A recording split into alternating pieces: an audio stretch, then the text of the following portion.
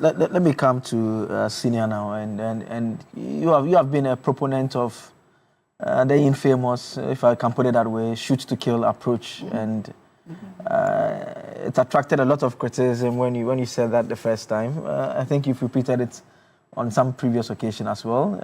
It both seem to fall short of saying that as the approach. I mean, but we are dealing with an enormous situation, and Prof was pointing to what Professor Kluche had said, that the longer they stayed, the more the people were coming, and basically our armed men had to run away. Good morning. You know, I have been vindicated by statement I made about Ghana's gold deposits. That the entire country is covered in gold. Let me read something to you. Ghana is ranked 6th in the world with the largest gold deposit in the world. The World Gold Council 2025 Gold Demand Trends Report has disclosed. The nation is also ranked 1st in Africa with gold deposits of 140.6 tons. The report pointed out that Ghana is Africa's top gold producer thanks to the country's investment and improved artisanal mining regulations. According to the Ghana Chamber of Mines, gold represents about 40% of total export earnings, driving much of Ghana's economic stability. Akable, if this is where Ghana stands with gold, number 1 in Africa, why don't we want to put it in a better structure? Why? What is stopping us from saying, hold on, let's ban this thing temporarily for a certain duration of time and let's put it in the right format? I have suggested the agricultural way, cooperatives. And whilst you're doing that, you're changing the mindsets of communities, because after gold mining, it won't stop. Artisanal, small-scale gold mining, it won't stop. It's up to the country to structure it and structure it well to gain the kind of revenue that we require. And gold revenue has increased 2025. 2025. It goes to show we have surface gold, we have mid-surface gold, we have deep mine gold, and the deep mine gold is the best in the world. That's why you see, is it AGC? Is that what they were called before? They were in Obuasi. They are mining gold in the north today. The entire country is covered in gold. Now, we are self-imploding. I remember 2017, when this whole water body galamsey started. Some of us said, very soon, these people will have arms, will have guns to protect their illegal work. Is it not happening today? Is it not happening today? Yeah. And you're trying to tell me that these people, they are not prepared to kill. Is that what you're telling me? Are you trying to tell me that what happened yesterday, if they didn't take the move that they took, EPA, people would not have died, and we should do what? We should protect their lives? It's war. This is a war that we need to win. Me, I'll call them terrorists. What do you do with terrorists? And what is this thing about heavily built men? Everything heavily built men. Why, are we scared of heavily built men? Is that what we are saying? That they can come in and do this illegality? No. No. Look, President Mahama has to be ruthless.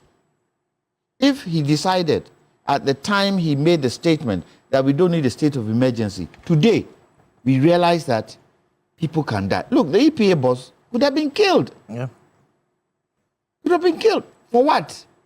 For protecting the environment? No. No. We cannot sit for just a minority of people to threaten 33 million people. We cannot say it. Threaten 33 million people in so many diverse ways. So many diverse ways. But the question is, the politician, what did Abu Babin tell us? What did Ruthless tell us? Look, I believe government should target chiefs. Any chief with galamsey in your area will target you. Iyoko should come for you as a chief and ask the question, why do you have galamsey in your area? Because we revere chiefs, and because we revere chiefs, they've taken advantage. Nobody is above this book, the Constitution. Nobody. Nobody is above the Constitution. Anybody who does anything ultra-vires in this country should face the law, and chiefs should face the law. If their own are not prepared to sanction, government should step in and sanction. 2017, we talked about this. At the time, water body, wasn't that much. But look at today. The second group of people who we should look at is customs. Customs at the ports. Do they not receive the excavators? Are they not supposed to monitor where these excavators are going? Why are we sitting? We need to be drastic. You are supposed to be a customs officer at the port. You don't make sure that you do what? You monitor where these excavators are going and all that. You see, I believe that we don't love this country enough. We don't love this country enough. And I'll give you an example of, I just came back from Brazil. GMPC, we're trying to do some work with Petrobras. You travel every week now. They are mining. I'm working for Ghana. They are what do you call it? They are petroleum, what do you call it? A national company. And you'll be surprised how Brazilians protect Petrobras. You try, they'll deal with you. Citizens, when you even walk the streets and you ask them, what do you think about Petrobras? This is our #1 company. Nobody should try playing with it. We don't love ourselves well enough. And unfortunately, the politics doesn't help us. How many times have I sat around this table and said that this thing should be handled collectively? I have said, President Akufo-Addo has experience. President Kufuor has experience. President Mahama has experience of galamsey. Otumfuo has experience of galamsey. Other big chiefs have experience. Why can't we sit around the table to find a solution to this problem? Why? What is it? And then you ask the question, parliamentarians, politicians, how do you fund your campaigns? We don't go into that. We sit. And what did we see the other day? What was that area where they said an MP went to cause wahala? Sutifi area. Yes. It's a sign. Yes, they say you're innocent and proven guilty, but it's a sign. It's a sign. We cannot sit because for me, one of the major things is the water bodies. If for nothing at all, we should have emergency, on water bodies. You try, we kill you straight. Because UN sanctions, UN laws indicate that anybody who tries to do what? To destabilize water bodies in the country is war. So what are we sitting doing? Counting our fingers, clapping for these so-called macho men doing galamsey. We need to face them squarely because it's gradually seeping down south. Even if it doesn't seep down south as galamsey, the food we eat. And then by the time you get to my age, you develop problems in your body. So, oh, me na nebi oti a crash in a yemi. No. Little drops. But again, those who bring in these chemicals, who bring them in? The mercury, the cyanide, who are those who bring it in? Who?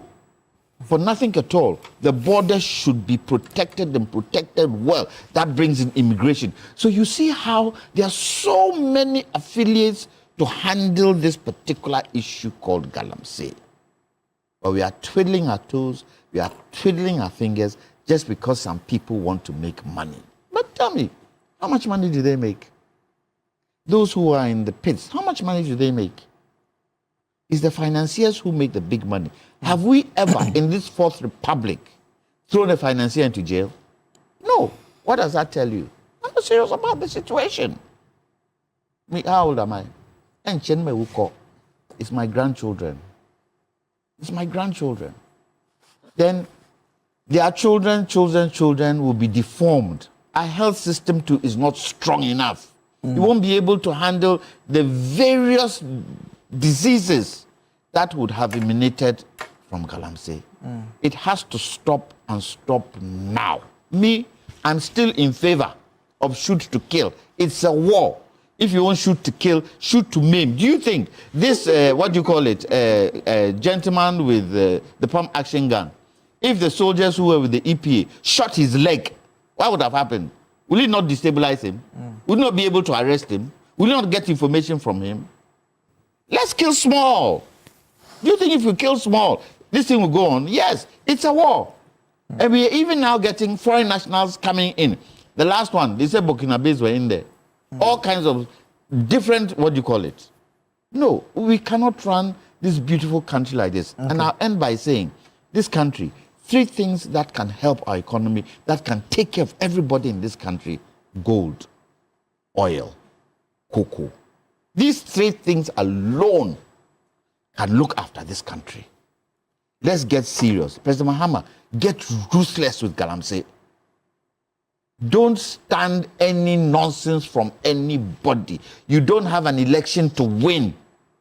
You are there to serve this country. Serve it, especially with galamsey. Let it be a legacy. The way you ended dumsor, same way, before you leave, end galamsey. Amen. Amen.